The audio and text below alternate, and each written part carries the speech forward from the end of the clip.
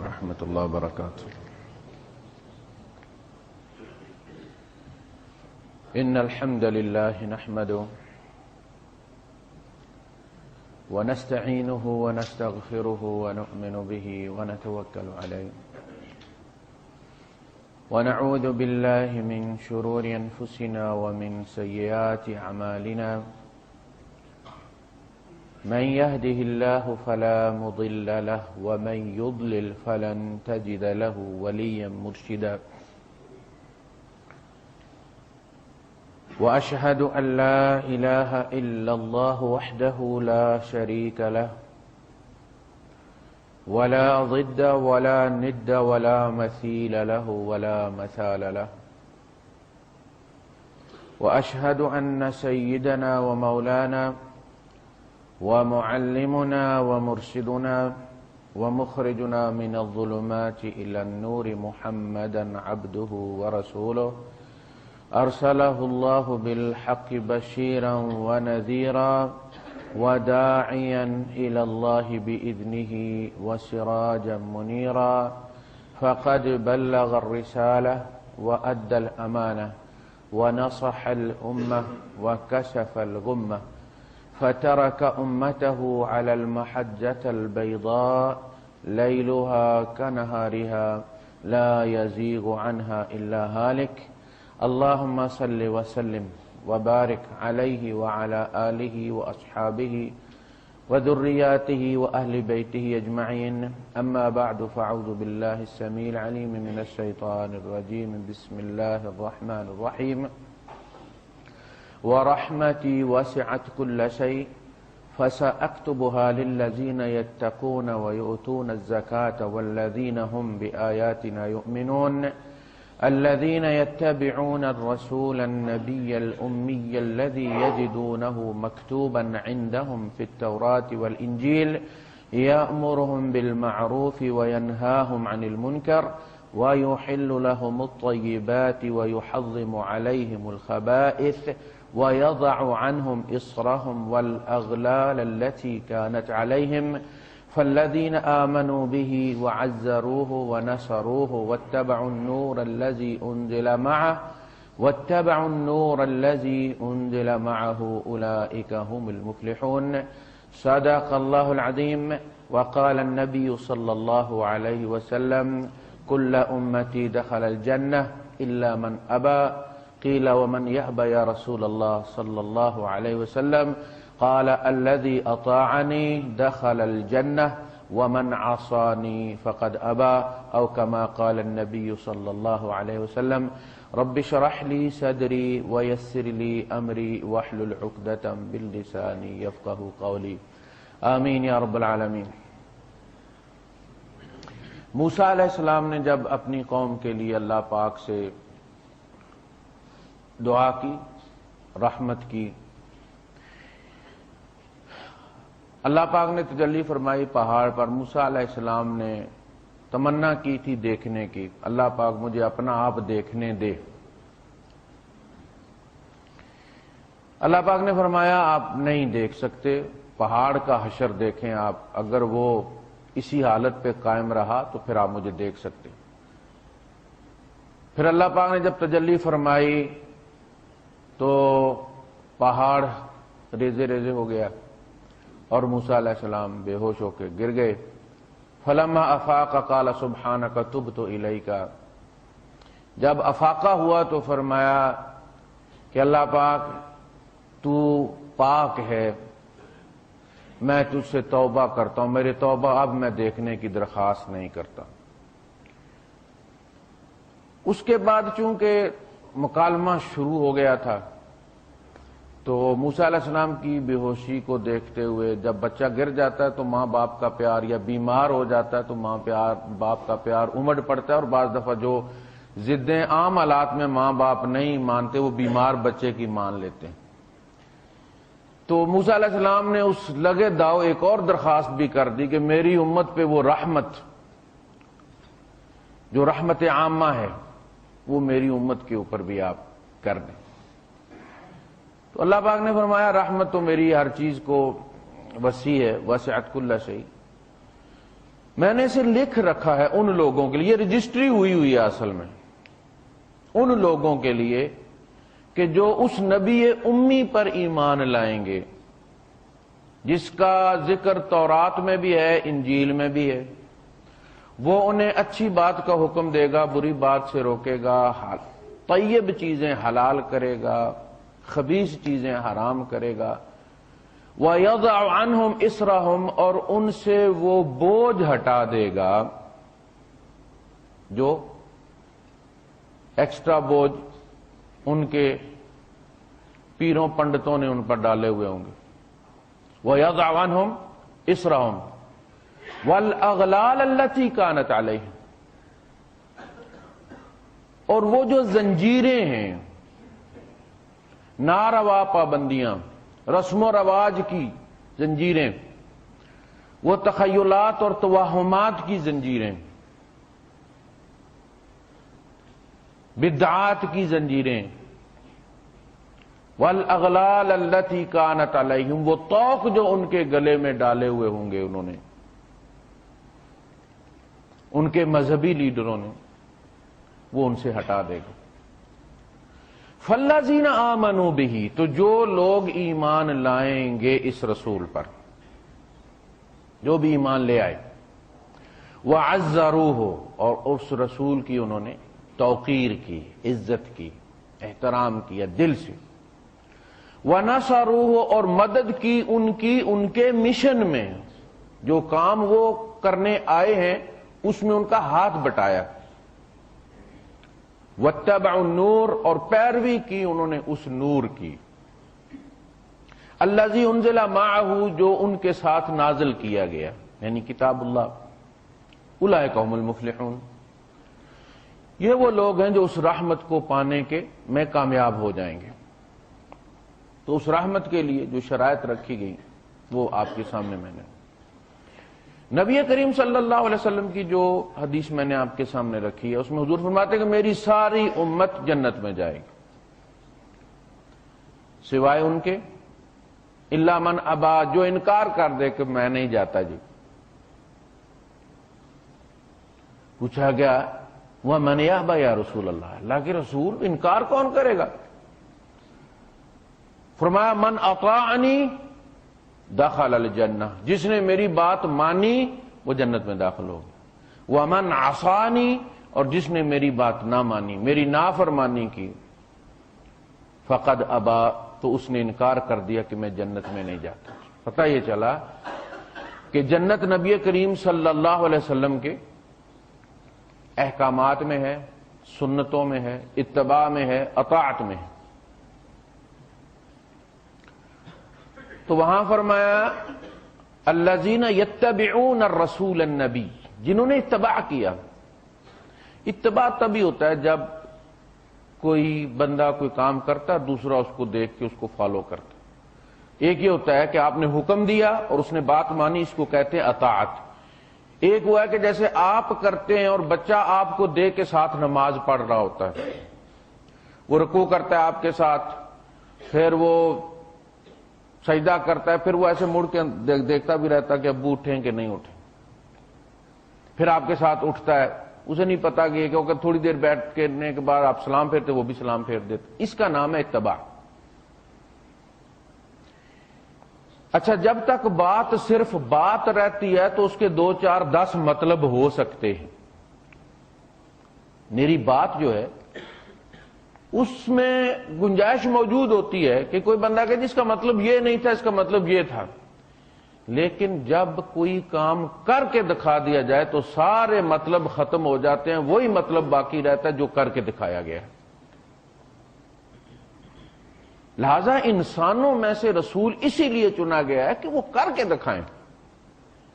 اگر فرشتہ ہوتا تو وہ آپ کو حکم سنا دیتا، کر کے نہیں دکھا سکتا تھا۔ نہ اس کی شادی ہونی تھی کہ وہ آپ کو بتاتا کہ بیویوں کے ساتھ کیسے رہنا ہے، نہ اس کی اولاد ہونی تھی کہ وہ آپ کو یہ بتایا کہ اولاد کی شادی کیسے کرنی ہے، اولاد مر جائے تو کیا کرنا ہے، نہ اس کے ماں باپ ہونے تھے کہ وہ آپ کو یہ بتائے کہ ماں باپ کے ساتھ کیسا سلوک کرنا چاہیے۔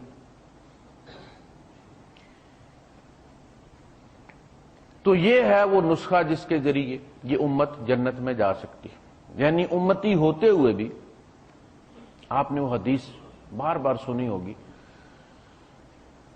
کہ قیامت کے دن حشر کے میدان میں نبی کریم صلی اللہ علیہ وسلم دیکھیں گے کہ فرشتے کچھ لوگوں کو دھکیل کے نبی کریم صلی اللہ علیہ وسلم کے پاس آنے سے روک رہے ہیں. وہ لوگ تو آنا چاہتے ہیں لیکن درمیان میں فرشتے کھڑے ہیں رائل گارڈ کی طرح اور دھکے مار کے ان کو کہتے ہیں کہ دفع ہو جاؤ دفع ہو جاؤ. تو نبی کریم صلی اللہ علیہ وسلم فرشتوں سے کہیں گے یہ میرے امتی ہیں تو تم ان کو روک کیوں رہے ہو؟ وہ مڑ کے کہیں گے اللہ کے رسول آپ نہیں جانتے انہوں نے آپ کے بعد آپ کے دین کے ساتھ کیا کیا تھا. نئی نئی چیزیں انہوں نے اس میں ڈال دی تھی. تو حضور فرمائیں گے سحقن سحقن،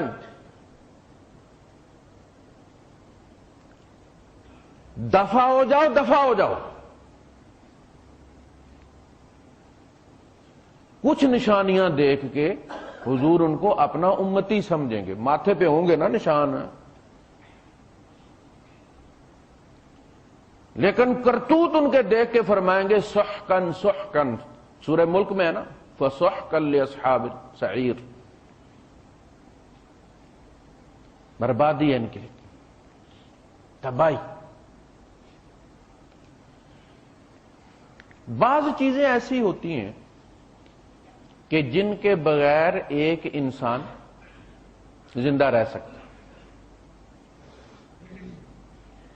اگرچہ نامکمل ہوتا ہے لیکن وہ انسان ہوتا ہے، انسانوں کی طرح اس کے ساتھ ڈیل کی جاتی ہے. بعض چیزیں وہ ہوتی ہیں جن کے بغیر وہ نہیں رہ سکتے.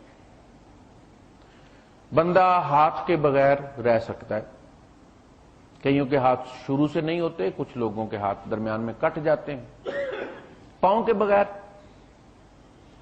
رہ سکتا ہے، انسان کہلا سکتا ہے. قوت گویائی نہ ہو تو بھی انسان ہوتا ہے، سماعت نہ ہو تو بھی انسان ہوتا ہے، آنکھیں نہ ہوں تو بھی انسان ہوتا ہے، زندہ رہ سکتا ہے، کھاتا پیتا ہے، رشتے ناتے ہوتے ہیں. لیکن کچھ چیزیں ایسی ہوتی ہیں کہ اگر وہ نہ ہوں تو ان کے بغیر انسان پھر نہیں ہوتا. دل، کسی بندے کا دل جواب دے جائے، دل نہ رہے، دماغ پھٹ جائے، برین ہیمریج ہو جائے تو بندہ زندہ نہیں رہ سکتا، مر جاتا. دونوں ہاتھ نہ ہوں تو زندہ رہ سکتا ہے لیکن وہ ہاتھ اس کے جسم کا حصہ ہے اور انسان ہی کہلاتے ہیں. لیکن ان کے بغیر بھی بعض دفعہ گزارا ہو سکتا ہے مجبوری میں. اسی طرح کا معاملہ اسلام کا بھی ہے. اسلام بعض حالات میں نماز کے بغیر بھی رہ لیتا ہے، اس لیے کہ جب نماز نہیں تھی تو بھی اسلام تھا. روزوں کے بغیر بھی گزارا ہو جاتا ہے اس کو. بعض حالات میں رشین فیڈریشن میں مسلمانوں کو نماز پڑھنے کی اجازت نہیں تھی. قرآن پرنٹ نہیں ہوتے تھے، سمگل ہو کے جاتے تھے. پورے سال کی فصل دے کر وہ ایک قرآن چھپ چھپا کے لیتے تھے.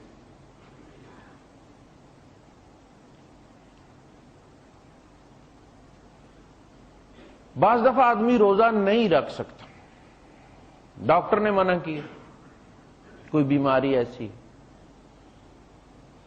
سفر کی حالت میں چھوڑ سکتا. بعض دفعہ بندہ نماز نہیں پڑھ سکتا. بعض حالات میں خواتین نماز نہیں پڑھ سکتی، ان کا اسلام باقی ہوتا ہے. بہت سارے لوگ حج افورڈ نہیں کر سکتے اور اب تو کافی سارے افورڈ نہیں کر سکتے.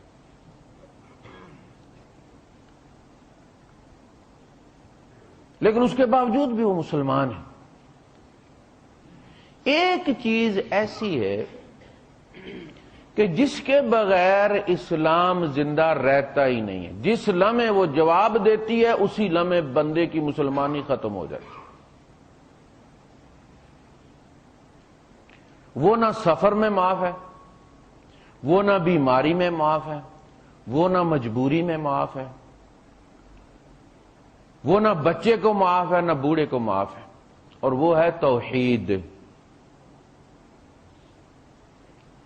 یہ لا الہ الا اللہ اس کا بیج بھی ہے دین کا اور پھل بھی ہے اس دین کا. جب آپ بیجتے ہیں تو کیا بیجتے ہیں؟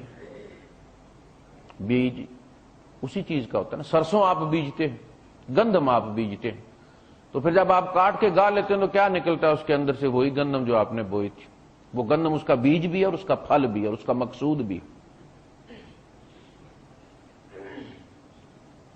یہ توحید، کوئی مجبوری نہیں. کسی نے پابندی لگا دی ہے، کھل کے نہیں کہہ سکتے وَقَلْبُهُ مُطْمَئِنٌ بِالْإِيمَانِ. تمہارا دل اس پر مطمئن ہے، کافی ہے. اس پہ کوئی کمپرومائز نہیں.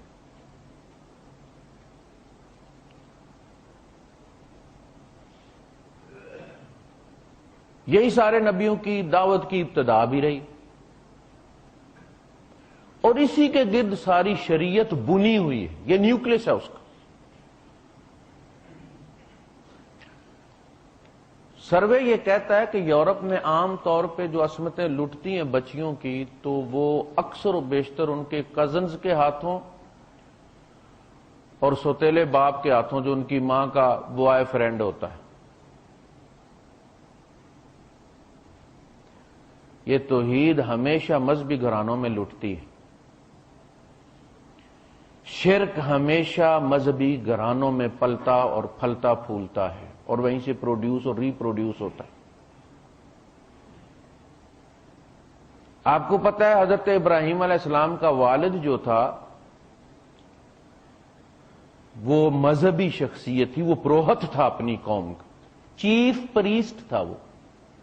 وہ صرف بتوں کی پوجا نہیں کرتا تھا، بت پروڈیوس بھی کرتا تھا.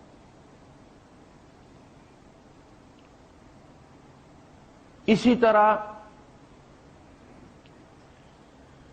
نبی کریم صلی اللہ علیہ وسلم کا جو گھرانہ تھا وہ بھی مذہبی گھرانہ اور بیت اللہ کا مجاور گھرانہ تھا.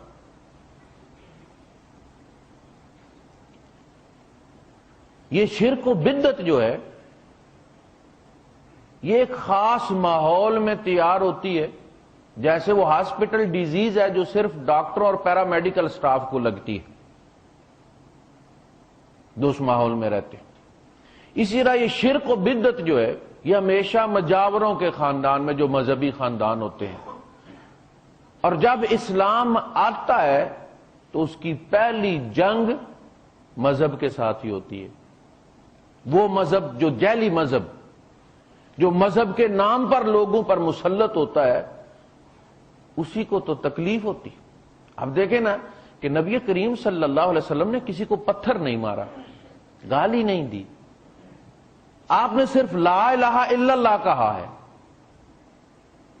تو اس جعلی مذہب کے ایوان ہلے ہیں کہ نہیں ہلے؟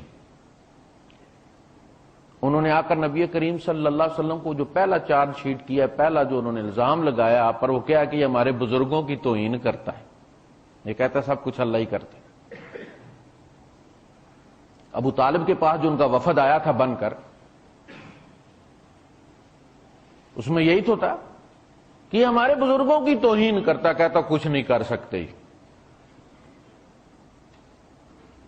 اور ہمارے آباء و اجداد کو گمراہ کہتا ہے.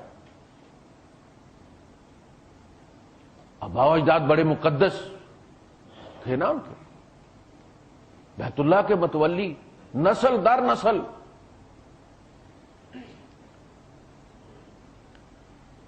تو یہ مذہبی جو گھرانے ہیں، جو مجاور ٹائپ ہیں، مولوی لوگ ہیں، یہ بدعتیں ایجاد کرتے ہیں.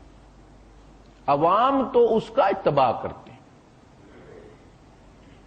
عوام ایجاد نہیں کرتے. کسی کی کیا ہمت ہے مولوی کے سامنے کہ کسی چیز کے بارے میں کہہ دے ایسا کرنا چاہیے.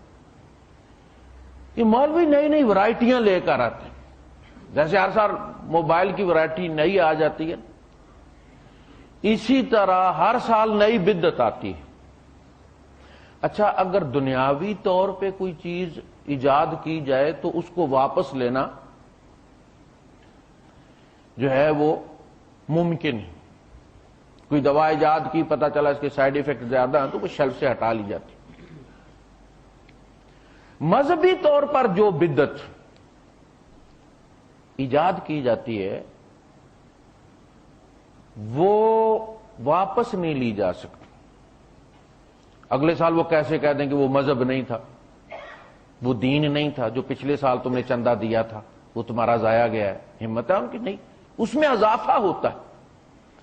یہ آتی بڑی معصومیت کے ساتھ۔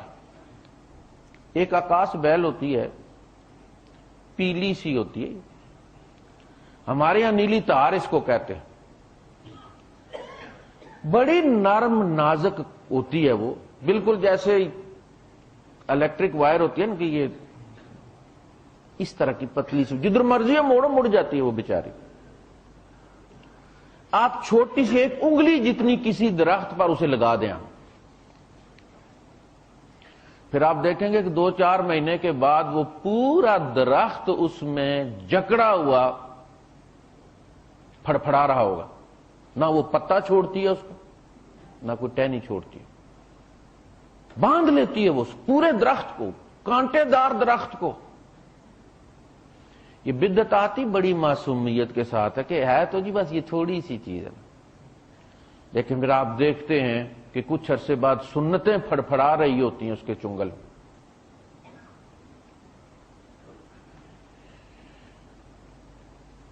تو شرک، آپ دیکھیے انسانی معاشرہ جو ہے وہ 3 چیزیں ہیں۔ ایک تو ہے ایمان، ایک ہے عمل صالح، الا الذین آمنوا وعملوا الصالحات والذین آمنوا وعملوا الصالحات، اور تیسری اس ایمان اور عمل صالح کے نتیجے میں وجود میں آتی ہے، اور اس کو کہتے ہیں ایک مسلمان سماج، مسلم سوسائٹی آپ اس کو۔ اب 3 چیزیں ایسی ہیں کہ جو ان تینوں چیزوں کو کھا جاتی ہیں۔ میں پہلے اس موضوع پہ گفتگو کر چکا ہوں۔ ہمارے علاقے میں محکمہ زراعت والے چاکنگ کرتے ہیں، فلاں گندم استعمال کریں، فلاں چنا استعمال کریں۔ تو جب گندم وغیرہ وہ لگا دیتے ہیں تو اس کے بعد کچھ جڑی بوٹیاں نکلتی ہیں کھیتوں میں، جو حق اس گندم کا ہے اس کو وہ کھاتی ہیں۔ زمین کی توانائی بھی، وہ کھاد بھی وہ استعمال کر کے وہ تو سبز ہوتی چلی جاتی ہیں، گندم پیلی ہوتی چلی جاتی ہے۔ یہ 3 چیزیں وہ چاکنگ کرتے ہیں۔ گندم کے ہیں 3 ڈاکو، پیازی، پولی اور باتھو۔ پیازی پکاٹ جس کو ہم کہتے ہیں، پیاز کی طرح اس کی شکل ہوتی۔ گندم کے ہیں 3 ڈاکو، پیازی، پولی اور باتھو۔ میں کہتا ہوں اسلام کے ہیں 3 ڈاکو، شرک، بدعت اور دین باپو۔ شرک ایمان کا بیڑا غرق کر دیتا ہے، بدعت عمل صالح کو جڑ سے صاف کر دیتی ہے، اور دین باپو یعنی رسم و رواج جو باپ دادا کے ہیں نا، وہ سماج کا بیڑا غرق کر دیتے ہیں۔ تینوں چیزیں کوئی نہیں رہتی۔ ہمارے یہاں ہندو سماج ہے، مسلم سماج کہاں ہے؟ ہماری ہر بدعت کاپی اینڈ پیسٹ ہے ہندوازم کی۔ جو لوگ ہندوؤں میں رہتے ہیں انہیں اس چیز کا بڑی اچھی طرح اندازہ ہے۔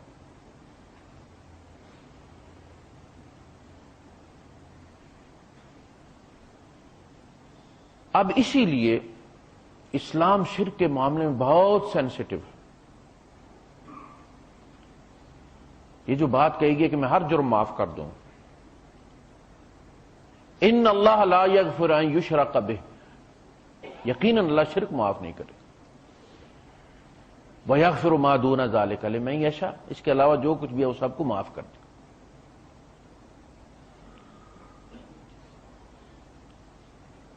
آپ دیکھتے ہیں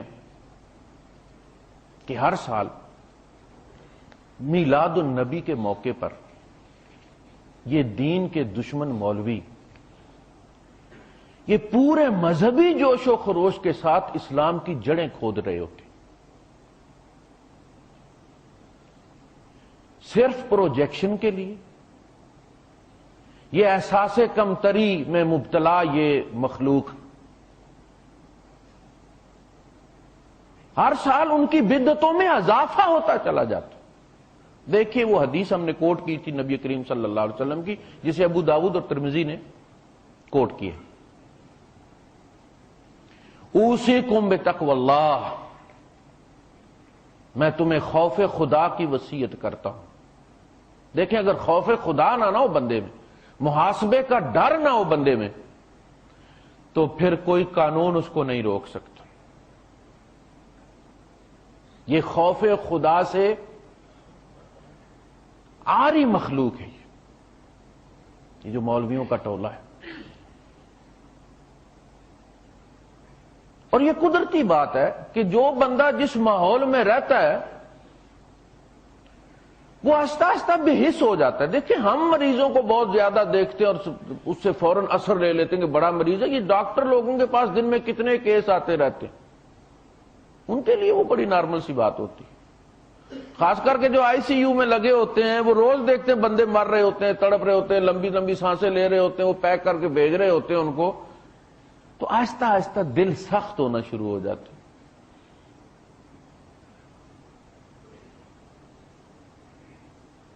ان کے یہاں خوف خدا بہت کم ہوتا ہے۔ قال اللہ وقال الرسول میں رہ کے جو بگڑتے ہیں نا، ان کا علاج آپ کیسے کریں گے؟ ان میں تو اتنی ریزسٹنس کریٹ ہو چکی ہوتی ہے کہ ان پہ آپ آدھی حدیث سنائیں گے وہ آپ کو پوری سنا دیں گے، آگے سے کتاب کا حوالہ بھی دے دیں گے آپ کو، اور آپ پریشان ہو جائیں گے، اس کو پتہ تو پھر بھی یہ کر رہا ہے۔ خوف خدا نہیں۔ اوصیکم بتقوی اللہ،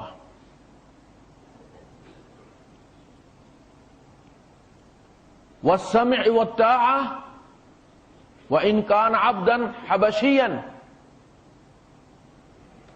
إنه من يعش منكم بعدي فسيرى اختلافا كثيرا فعليكم بسنتي وسنة خلفاء الراشدين المهديين تمسكوا بها وعضوا عليها بالنواجذ، اسے پکڑ کے رکھو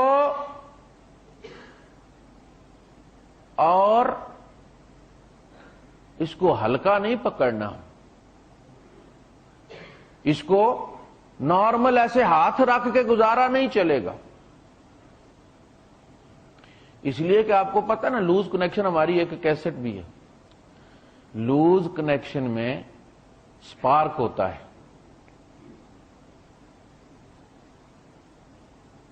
عضو علیہا بالنواجذ، داڑوں سے پکڑ کے رکھو اسے۔ کس کو؟ مجھے، میری سنت اور میرے خلفائے راشدین کی سنت۔ وَإِيَّاكُمْ وَالْمُحْدَثَاتِ الْأُمُورِ، اور خبردار نئی نئی باتوں سے بچ کے رہنا۔ فَإِنَّ كُلَّ مُحْدَثَةٍ بِدْعَةٍ، ہر نئی بات بدعت ہے، وَكُلُّ بِدْعَةٍ ضَلَالَةٍ، اور ہر بدعت گمراہی ہے، وَكُلُّ ضَلَالَةٍ فِي النَّارِ، اور ہر گمراہی کا ٹھکانہ جہنم ہے۔ اب جو واقعات نبی کریم صلی اللہ علیہ وسلم کے زمانے میں نہیں ہوئے، پھر صحابہ کے زمانے میں ہوئے، ہمیں وہاں سے وہ مل جاتی ہے، ایک اس کی دلیل، اس کا ریفرنس مل جاتا ہے۔ اگر وہ نبی کریم صلی اللہ علیہ وسلم کے زمانے کے بعد ہوئی ہے اور صحابہ کے زمانے کے بعد ہوئی ہے تو پھر ہم فقہا کے پاس جاتے ہیں، اس لیے کہ محمد ابن سیرین رحمۃ اللہ علیہ ایک معاملے میں ایک مسئلہ انہوں نے بیان کیا اور عمر فاروق رضی اللہ تعالیٰ کا انہوں نے ریفرنس دیا، اور کیا کہا؟ فرمایا اگر یہ علم کی وجہ سے ہے تو ان کا علم ہم سے زیادہ تھا، اور اگر یہ رائے ہے ان کی تو میری رائے سے ان کی رائے زیادہ قوی اور سیدھی۔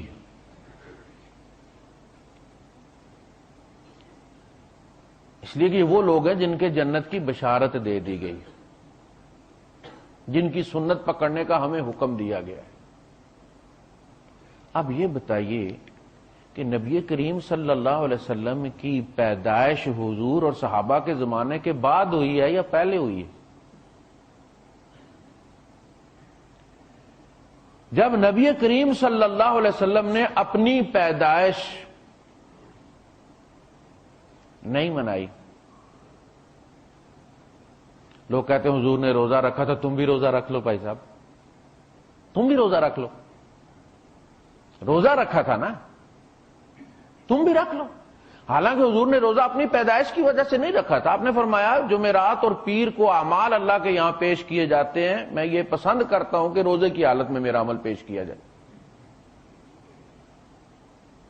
لیکن پھر بھی اگر تم کہتے کہ حضور پیر کا روزہ رکھتے تھے اور پیر کے دن حضور پیدا ہوئے تھے، اگر پیر کے دن پیدا ہوئے تھے تو 12 ربیع الاول کو پیدا نہیں ہوئے تھے، 12 ربیع الاول کو پیر نہیں تھی۔ پھر نبی کریم صلی اللہ علیہ وسلم کے یہاں اولادیں کوئی نہیں ہوئی، آپ نے ان کی برتھ ڈے منائی ہے؟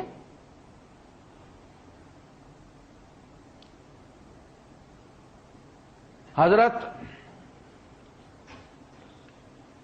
اللیثی رضی اللہ تعالیٰ عنہ، واقد اللیثی فرماتے ہیں کہ ہم غزوہ خیبر کے لیے نکلے تو ہم تازہ تازہ مسلمان ہوئے تھے، تو ہم ایسے درخت کے پاس سے گزرے کہ جس کو زمانہ شرک میں ہم نے مقرر کیا ہوا تھا کہ اگر اس پہ ہتھیار لٹکائے جائیں تو تبرک ہوتا ہے اور فتح مل جاتی ہے، یہ عقیدہ تھا ان کا۔ تو اس کو دیکھ کر وہ پرانی بیماری عود کر آئی نا، جس بندے نے نسوار چھوڑی ہوئی ہو، پھر اس کے پڑوس والا جب ڈبی کھڑکاتا ہے تو جان نکل جاتی ہے بندے کی۔ اب وہ چھوڑ کے آئے تھے، لیکن جو ہی انہوں نے وہ ڈبی دیکھی نا تو کیا کہا، ہم نے یہ گزارش کی کہ اے اللہ کے رسول آپ ہمارے لیے بھی کوئی درخت مقرر کر دینا جس پہ ہم اپنے ہتھیار لٹکایا کریں۔ اللہ کے رسول صلی اللہ علیہ وسلم نے فرمایا اللہ اکبر، اللہ اکبر، یہ تو تم نے وہی بات کی ہے جو بنی اسرائیل نے دریا پار کر کے موسیٰ سے کہا تھا اجعل لنا الہا کما لہم آلہہ۔ وہ آلہہ کو لے کر بیٹھے ہوئے ہیں، آپ ہمارا ایک ہی بنا دے ذرا بڑا سا تاکہ ہم بھی اعتکاف کریں۔ جو نظر نہیں آتا کنسنٹریشن نہیں ہوتی۔ ہندوؤں میں بھی ان کے پنڈت یہ کہتے ہیں کہ یہ جو بت بنا کے ہم نے رکھے ہوئے ہیں یہ عام پبلک کے لیے ہے، یہ ان کا معاملہ ہے، ان کی ضرورت ہے، ہمیں بتوں کی ضرورت نہیں ہے۔ ہماری کنسنٹریشن جو ہے وہ اتنی پکی ہو چکی ہے کہ وہ بت ہمارے اندر، ہم آنکھیں بند کرتے ہیں تو یہاں آ جاتا ہے، وہ ہم اس پہ اپنے آپ کو ٹیون کر لیتے ہیں۔ یہ ان کی نچلے طبقے کی ضرورت ہے، بت باہر، ہمارا بت اندر چلا گیا ہوا ہے۔ دیکھنا آپ جس طرح گاڑی کے آگے لا الہ الا اللہ محمد رسول اللہ کا سٹیکر لگا لیتے ہیں، 2-4 ملکیے بنواتے ہیں، پھر ٹریفک والے کہتے ہیں اتار دو، آپ اتار دیتے ہیں تو شیشے کے اوپر لکھا ہوا آتا ہے کہ نہیں، وہ ہو گیا ٹرانسمٹ کہ نہیں ہو گئے، یہ بت اندر چلے گئے ان کے۔ آپ نے فرمایا تم نے بالکل وہی بات کی ہے اور تم لوگ قدم با قدم ان کی پیروی کرو گے، یہود و نصارہ کی، تم ان کے پیچھے چلو گے، یہاں تک کہ ان میں اگر کسی بدکار نے، کسی ملعون نے ماں کے ساتھ منہ کالا کیا ہوگا تو تم میں بھی کوئی ایسا پیدا ہوگا، اس امت میں بھی۔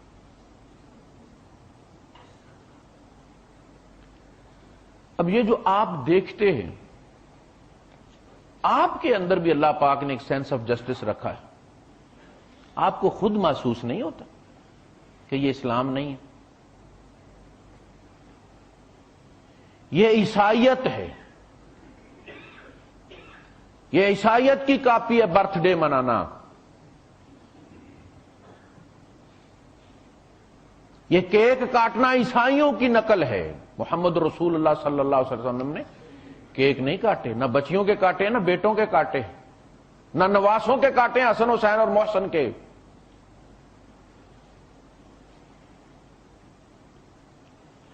لیکن مولوی ہے نا،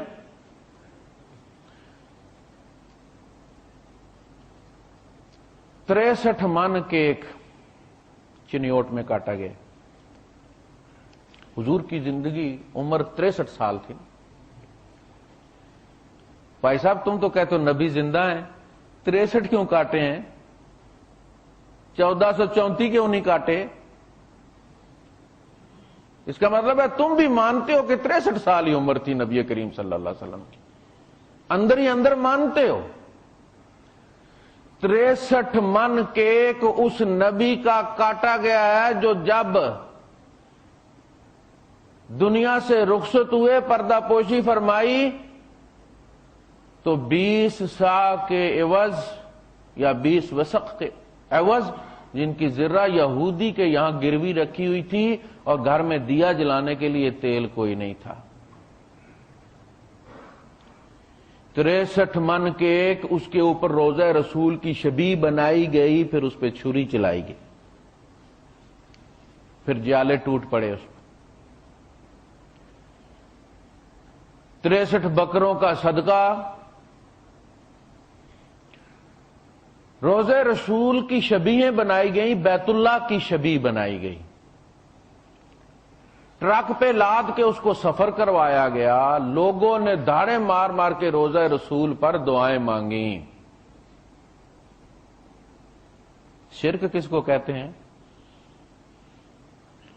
شرک کس کو کہتے ہیں؟ اگر تم بیت اللہ کی پوجا کرتے ہو تو تم مشرک ہو، تم بھی پتھر پرست ہو. ہم بیت اللہ کو سجدہ نہیں کرتے، بیت اللہ کی طرف سجدہ کرتے. وہ رب کا لگایا ہوا نشان ہے.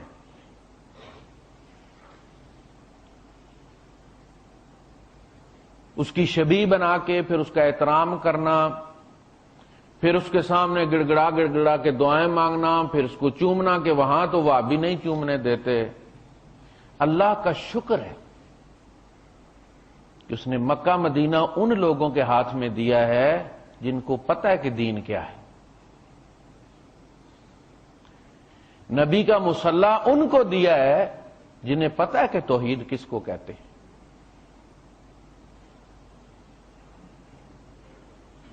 کتنا پیسہ خرچ ہوا ہوگا ان پر. یہ اس ملک کی حالت ہے کہ جس میں لوگ خودکشیاں کر رہے ہیں بھوک کی وجہ سے، 2-2 3-3 دن کے فاقے سے ہیں، چھتیں نہیں ہیں لوگوں کے پاس. پھر اس کے ٹکڑے کر کے وہ تبرک کے طور پر لے جائیں گے اور یہ ٹکڑے بکیں گے. پھر مولوی کی تو چاندی ہو گئی نا. میں ہمیشہ آپ کو کہتا ہوں کہ اللہ پاک فرماتا یا ایھا الذین آمنوا ان کثیرا من الاحبار والرہبان لیاکلون اموال الناس بالباطل. اگر احبار سے مراد یہودیوں کا ربی ہے اور رہبان سے مراد عیسائیوں کا راہب ہے تو کہنا چاہتے یا اہل الکتاب، اے اہل کتاب، تمہارے بہت سارے ربی اور تمہارے بہت سارے راہب ناجائز مال کھاتے ہیں. یہ کیوں کہا یا ایھا الذین آمنوا؟ یہ تمہارے اندر بھی ربی اور تمہارے اندر بھی راہب موجود ہیں. یہ پی جو ہے نا، پنڈت، پادری اور پیر،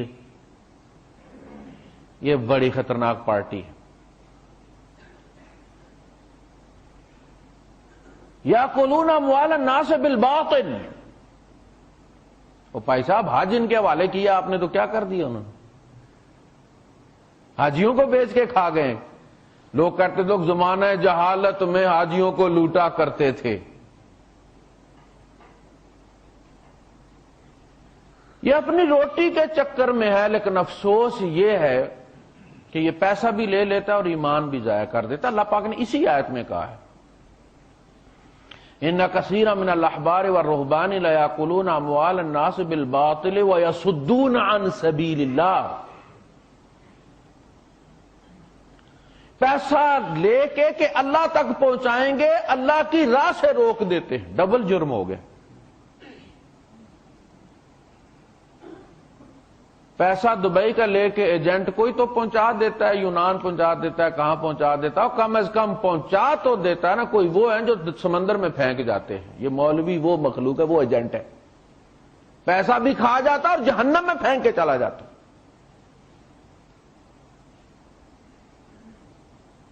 اور تماشا دیکھیں آپ، ذوالجناح دیکھا ہوگا آپ نے، لوگ اس کو چومتے چاٹتے اور اس کا پیشاب بھی محفوظ کر لیتے ہیں، تبرک کے طور پہ بعد میں استعمال ہوتا ہے بابا جی کا۔ نبی کریم صلی اللہ علیہ وسلم کی اونٹنی نکالی گئی ہے اسی طرح ذوالجناح کی طرح سجا کے، اور لوگ اس کو چوم چوم کے اور رو رو کے جناب پہلے تو وہ کالی کھانسی ٹھیک کر رہے ہیں، اور وہ آنکھوں کا وہ جو عجیب، کیونکہ میڈیا نے پروجیکشن دیا ہے، مولوی صاحب پھر وہ اپنی ویڈیو محفوظ کر لیتے ہیں۔ پروجیکشن چاہیے انہیں، گمنامی کے اندھیروں میں پلے ہوئے یہ مچھر، اب ان کو پروجیکشن چاہیے۔ یہ ہوتا ہے کہ بعض چیزیں جو بچپن میں ادھوری رہ جاتی ہیں نا، بڑا نقصان پہنچاتی ہیں۔ وہ جو سکارز ہوتے ہیں نا انسان کی نفسیات پر، اور پھر ایسے بندے کو جب آپ لیڈری دے دیتے ہیں تو وہ بندہ بڑا نقصان کرتا ہے۔ یہ ذہنی مریض لوگ ہیں، کوئی دلیل نہیں۔ یہ ایسا کام ہے نبی کریم صلی اللہ علیہ وسلم کی پیدائش کہ جو حضور کے زمانے میں موجود تھا، خلفائے راشدین کے زمانے میں موجود تھا۔ اگر حضور ہر سال 10 بندوں کا جلوس بھی نکالتے یا خلفائے راشدین 100 بندے کا جلوس بھی نکالتے تو تمہارے لیے 10 لاکھ کی گنجائش موجود تھی۔ آگے کمال دیکھیں آپ، ہندوستان میں نماز عید بھی پڑھی گئی ہے، نماز عید میلاد النبی۔ وہ کہتے ہیں کہ جب عید ہے تو عید الاضحیٰ، عید الفطر ہے، تو پھر عید کی نماز بھی پڑھتے ہیں۔ تو مریدوں نے سوال کیا کہ سرکار جب ہم عید میلاد مناتے ہیں تو عید پڑھتے کیوں نہیں ہے پھر؟ انہوں نے کہا پھر پڑھ لو، پھر پڑھ لو، یعنی وہ چھوڑنی نہیں ہے۔ 2 عیدیں لوگوں پر بڑی مشکل ہیں، وہ بیچارے بچوں کو نئی کپڑے نئے پہنا سکتے، انہوں نے تیسری بھی لاد دیے۔ یہ تو ہو گیا وہاں، پاکستان کا مولوی کیسے پیچھے رہ سکتا ہے؟ یہ تو اسلام کا قلعہ ہے، یہ وہی قلعہ ہے جس میں بہادر شاہ ظفر کو قید نہیں کیا گیا تھا، اور اورنگزیب نے اپنے ابا شاہ جہان کو قید کیا تھا۔ یہ وہ قلعہ ہے جس میں سب کچھ ہے، اسلام کوئی نہیں ہے۔ پاکستانیوں نے کیا کیا؟ ہمارے مولوی صاحب نے جھنڈیاں لاتے لاتے کہا کہ نماز شکرانہ نہیں پڑھنی۔ دیکھیے عید کی نماز نماز شکرانہ میں بدلی ہو گئی ہے۔ جو عید کی نماز ہے نا، عید الفطر کی اور عید الاضحیٰ کی، اصل میں وہ نماز شکرانہ ہی ہے، اسی لیے اس میں اذان نہیں ہوتی۔ ایک روزوں کے پورا ہونے اور امت کے بخشے جانے پر، عید والے دن اللہ پاک سب کی بخشش فرماتا ہے، تو لوگ اس کا شکرانہ ادا کرتے ہیں کہ اللہ پاک نے ہمیں رمضان کی توفیق بھی عطا فرمائی رکھنے کی اور زندگی بھی دی اس میں۔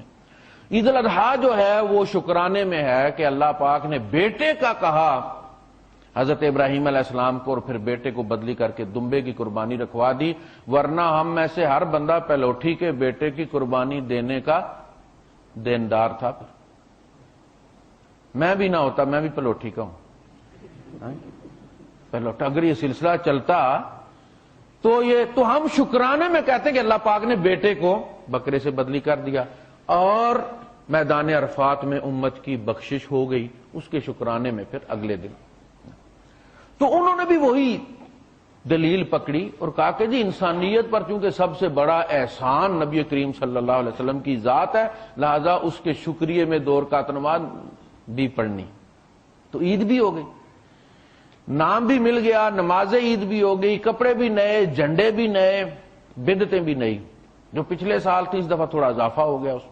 یہ اونٹنی والا آپ نے دیکھا، یعنی وہ گھوڑا نکالتے تھے۔ یہ جو ہم نے شبرات مناتے ہیں نا ہم لوگ، تو ہندوؤں کی دیوالی ہوتی ہے دیپاوالی، یعنی دیپ کہتے ہیں نا چراغ کو، تو دیپ والی جو ہے وہ دیپاوالی اصل میں پھر اس کو انہوں نے پے سائلنٹ کر دی، وہ دیوالی بن گئی۔ تو مسلمان بچے جو ہے وہ شرکت کرتے تھے، بچہ ہوتا ہے، اس کو مذہب سے کوئی تعلق نہیں ہوتا، وہ تو اپنا شوق پورا کرتا ہے، تو ہمارے بچے بھی جاتے تھے ساتھ ان کے، رات کو وہ پکڑ کے وہ مٹھے بڑے بڑے روشنی کی مشلیں لے کر، تو انہوں نے بیٹھ کے سوچا کہ یہ کوئی اپنی دیوالی کرنی پڑے گی ورنہ ہمارے بچے تو ہندوؤں کے ساتھ مکس ہو جائیں گے۔ تو ان کا پتر 15 دن کے بعد نہ 2 ہفتے بعد ہم اپنی دیوالی کریں گے، اس کا نام ہوگا شبرات۔ یہ جو شبرات میں پٹاخے اور وہ آگ اور چراغاں اور جناب علی وہ مشلیں ہیں نا، وہ ہندوؤں کی دیوالی کی کٹ پیسٹ نہیں ہے، کاپی پیسٹ ہے۔ کٹ ہو جاتی تو ان کے یہاں ختم ہو جاتی، ہمارے یہاں چل جاتی۔ اسی طرح یہ بھی ہے کہ ہمارے بچے ذوالجناح میں جا کے دیکھتے ہیں تو کالی کھانسی ہوتی ہے جن کو، تو ان کو کہا جاتا ہے کہ اگر گھوڑے کے نیچے سے نکالا جائے تو اللہ پاک شفائے کاملہ و عاجلہ نصیب فرماتا ہے۔ تو نے کہا کہ یار یہ گھوڑے کے نیچے سے نکالنا جو ہے بڑا مسئلہ ہے، تو اونٹ ذرا اونچا بھی ہوتا ہے، تو انہوں نے حضور کی اونٹنی اب باقاعدہ ایجاد کر لی ہے اور اس کو چومتے چاٹتے آگے پیچھے جناب، اور اس کے نیچے سے گزر رہے ہوتے ہیں، بیماریاں دور ہو رہی ہیں۔ یہ ہے دین، یہ ہے بدعت، اور کل بدعت ضلالہ۔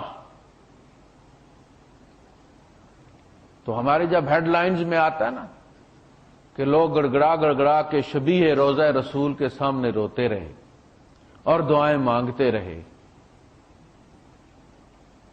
مذہبی جوش و خروش کے ساتھ منائی گئی، میلاد النبی کا مرکزی جلوس فلاں مسجد سے برآمد ہوا۔ پہلے ہم سنا کرتے تھے ان کے تازیوں کے بارے میں، ذوالجناح کے جلوس کے بارے میں، کہ فلاں امام بارگاہ سے یہ نکلا، برآمد ہوا، اور فلاں امام بارگاہ پہ جا کے گامے شاہ پہ ختم ہو گیا۔ اب انہوں نے اسی طرح کا جلوس برآمد کرنا ہے فلاں مرکزی مسجد سے، پھر چھوٹے چھوٹے جلوس ہر مولوی لے کے نکلے گا اپنی مسجد سے۔ یہ اللہ کے دین کے دشمن۔ آپ نے دیکھا حضرت عیسیٰ علیہ السلام جب تشریف لائے تھے تو وہ یہودیوں کے علماء کے پیچھے پڑے رہتے تھے، مدرسوں میں جا کے وہ واز کرتے تھے، گلی میں نہیں کرتے تھے، ان کو جا کے کہتے تھے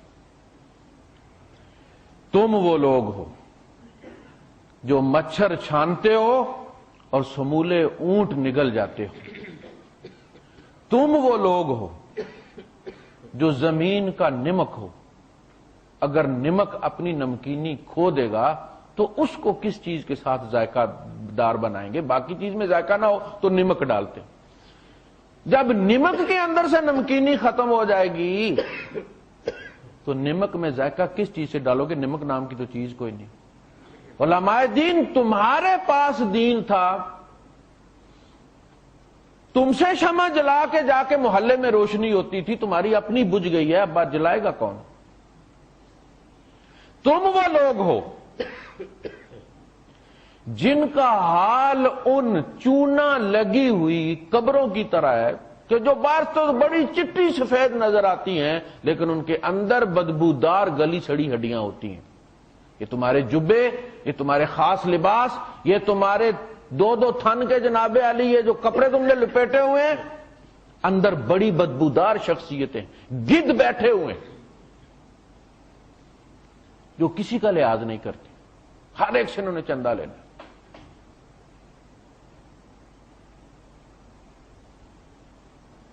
تو یہ ساری چیزیں اب آپ بھی سوچ سکتے ہیں، میں بھی سوچتا ہوں کہ اس کا فائدہ کیا ہے، کہنے کا فائدہ کیا ہے؟ انہوں نے باز تو آنا کوئی نہیں. کہتے ہیں کچھ شہر دے لوگ بھی ظالم سن، کچھ سانو مرن دا شوق بھی سی. کچھ تو مولوی ہیں، کچھ لوگ جو ہے وہ بھی چاہتے ہیں کہ کوئی شارٹ کٹ مل جائے جنت میں جانے کا. یہ ہمیں امانت داری دیانت داری نہ کرنی پڑے، سارا سال ہم ملاوٹ کرتے رہیں ہر چیز میں، دودھ سمیت، لوگوں کی جیبیں کاٹتے رہیں، ہر برا کام ہم برے طریقے سے کرتے. کریٹیوٹی ہندوستان کی سرزمین میں بہت زیادہ ہے. آپ دیکھیں ایران میں حکومت ہے ان کی، وہاں وہ کچھ نہیں ہوتا جو ہمارے یہاں ہوتا ہے. عراق میں وہ سارے دربار ان کے موجود ہیں، وہاں وہ نہیں ہوتا جو ہمارے یہاں ہوتا ہے. یہ بڑی کریٹیوٹی ہے ان کے اندر. جھٹ سے بدعت یقین کریں ایسے کرتے ہیں کہ آدمی حیران ہو جاتا ہے. تو آدمی یہ سوچتا کہ یار اس کا فائدہ کیا ہے، لیکن میں آپ کو بتاتا ہوں اس کا فائدہ کیا ہے. منوانا نہ نبی کی ذمہ داری تھی نہ ہماری ذمہ داری ہے. بتانا نبی کی بھی ذمہ داری تھی، ہماری بھی ذمہ داری بتانا لگائی گئی. جب آپ کسی برے کام کو برا کہہ دیتے ہیں، اگلے بندے کو یہ کہہ دیتے ہیں کہ یہ غلط ہے، تو آپ کا نام اس کی فائل کے ساتھ ٹیگ کر لیا جاتا ہے بحیثیت اللہ کے گواہ کے. قیامت کے دن جب اس کی فائل آئے گی تو آپ کا نام ساتھ لکھا ہوگا، کاغذ فلاں کھڑے ہو جا تم.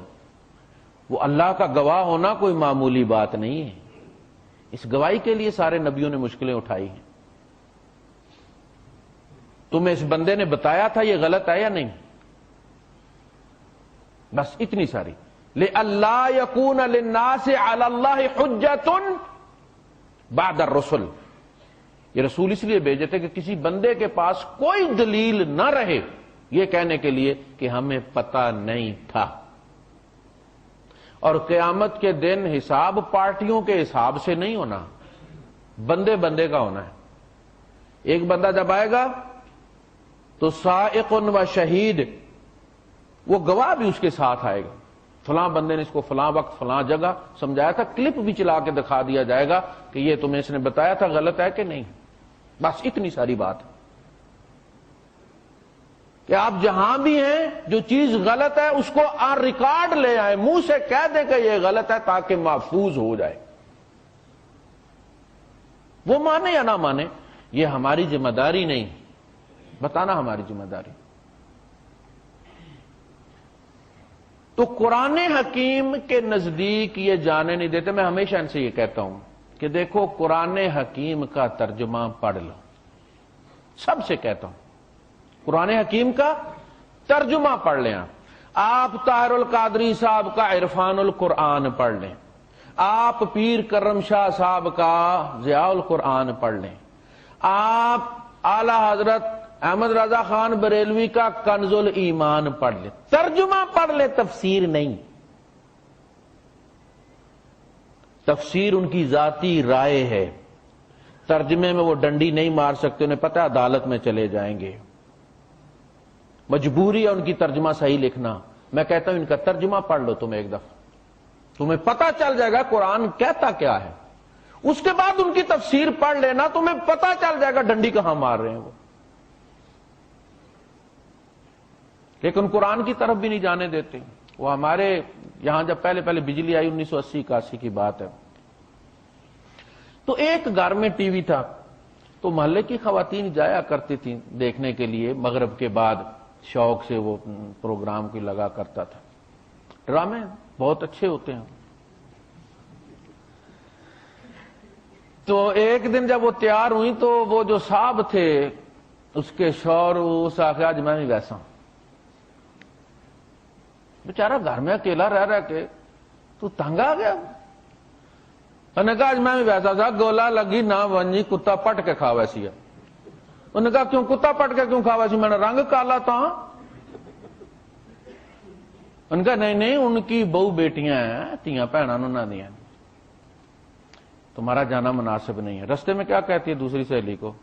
کہتی ہے کدے ایک بار ٹی وی تک کے نہ تو کدے نہ وین دیا رسم، یہ دیکھ لیتا وہاں ڈرامے کیا ہوتے ہیں، تو پھر یہ ہم کو کبھی بھی نہ جانے دیتا، اس لیے اس کو کبھی بھی ٹی وی نہیں دیکھنے دینا۔ اب ان مولویوں کو پتا کہ اگر انہوں نے قرآن پڑھ لیا تو پھر یہ ہمارے قابو میں نہیں آئیں گے، پھر انہیں پتا چل جائے گا کہ توحید کیا ہے، اللہ کی شکتیاں کیا ہیں، اللہ کی قوت کیا ہے، اللہ کا ہمارے ساتھ تعلق کیا ہے۔ کہتے ہیں من دون اللہ، کہتے ہیں بت من دون اللہ ہوتے ہیں۔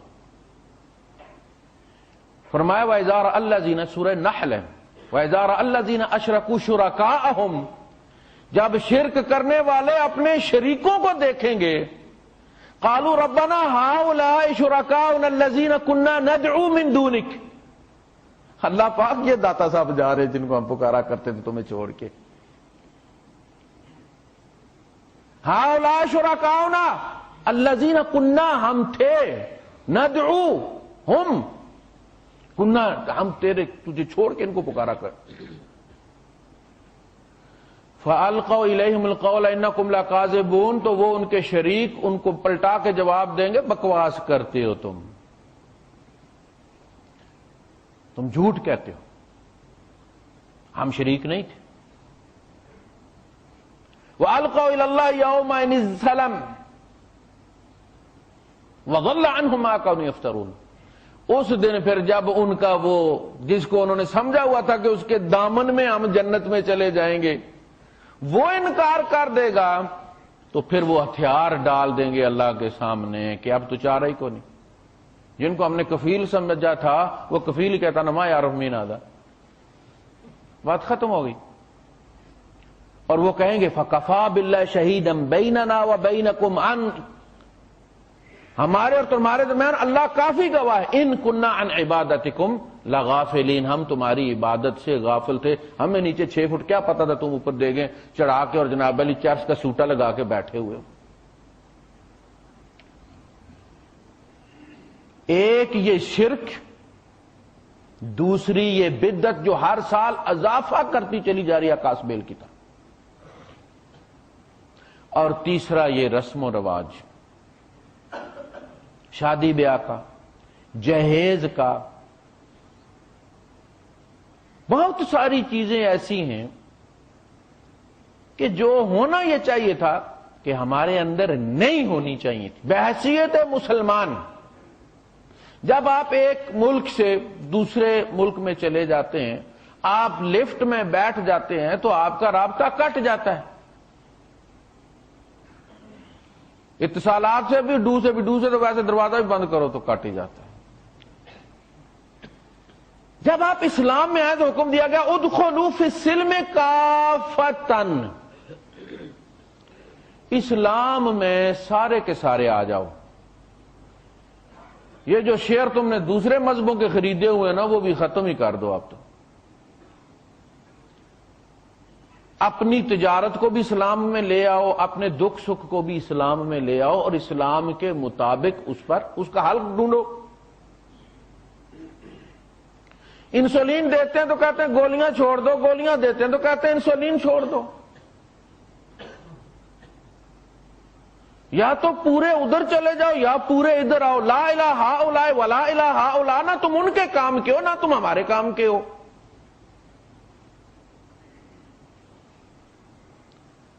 یہ وہ لوگ ہیں، اور آپ دیکھتے ہیں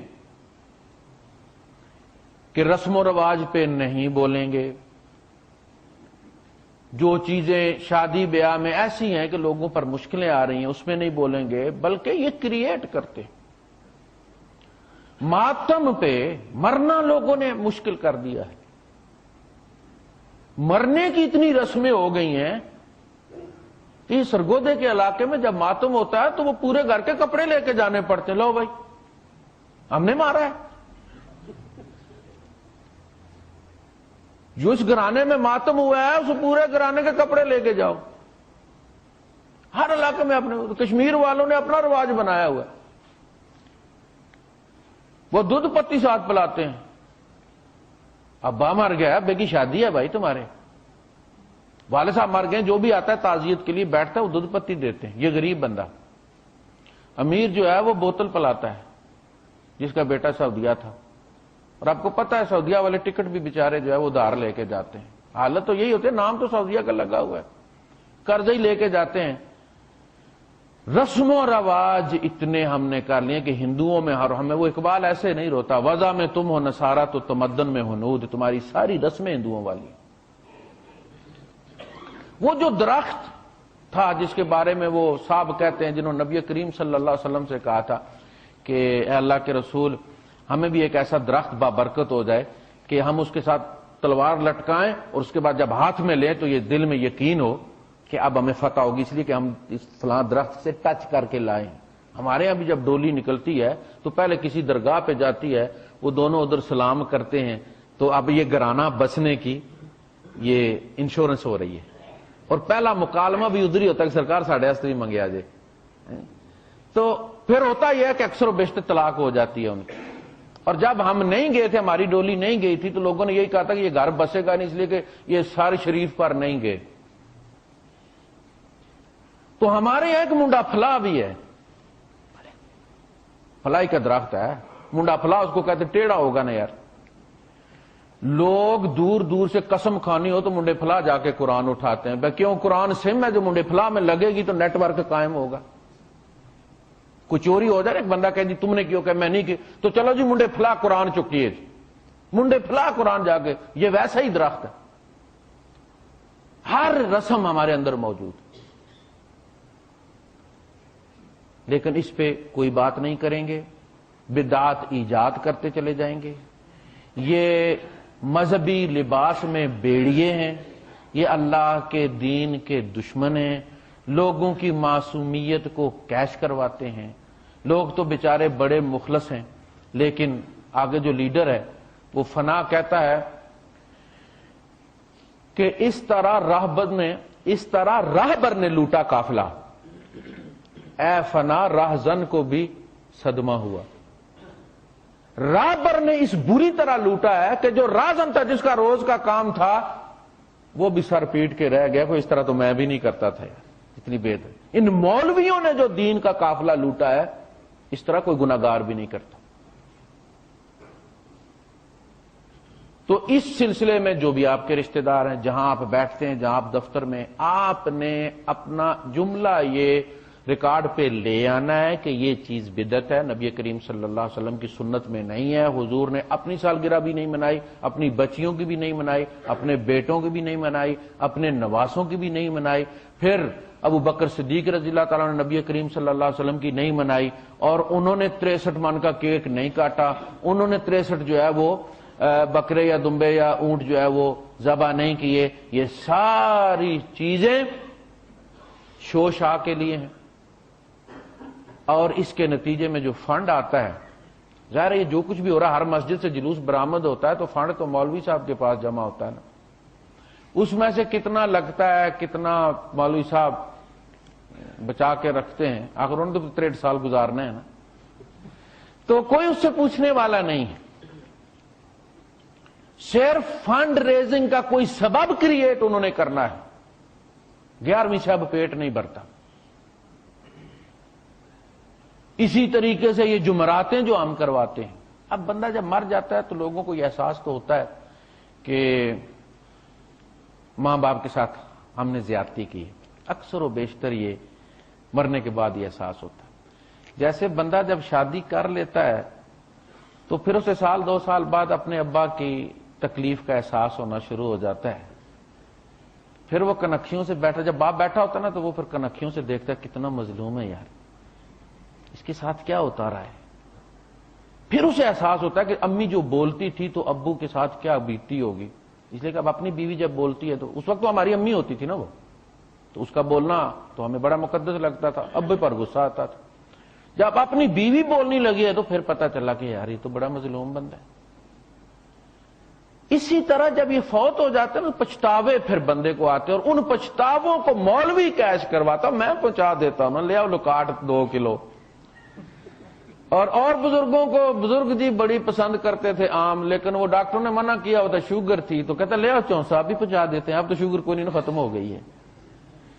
اچھا وہ مولوی صاحب سارا ابو کی پسند کا کھا جاتے ہیں اور ہاتھ اٹھا کے دعا کرتے ہیں، کہتے ہیں آپ کے ابو کو پہنچ گیا۔ میں ہمیشہ یہ کہتا ہوں کہ یار مولویوں کے بھی تو ابے مرتے ہی ہیں نا، کتنے مولویوں کے گھر جمراتیں کھائی ہیں آپ؟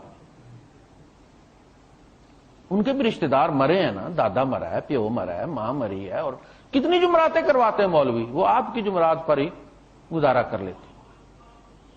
لہذا یہ بدعتیں یہ ہر سال بڑھتی رہیں گی اور ہم ہر سال یہ خطبے دیتے رہیں گے، لیکن یہ ہماری ذمہ داری ہے، مانے کوئی نہ مانے۔ وآخر دعوانا الحمدللہ رب العالمین۔